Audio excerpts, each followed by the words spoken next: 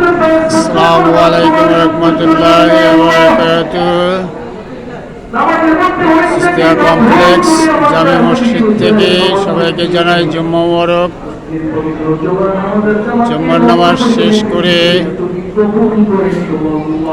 মুসল্লিরা মসজিদ থেকে বেরোচ্ছেন। আলহামদুলিল্লাহ, মসজিদে আল্লাহ চাইতেও অনেক মুসল্লির সমাগম। জুম্মার দিনের উচিলায় সবাই সবার জন্য দোয়া করবেন। আল্লাহ তাআলা যেন সবার জীবনের গুনাহ খাতা মাফ করে দেন। সে পর্যন্ত সবাই ভালো থাকবেন।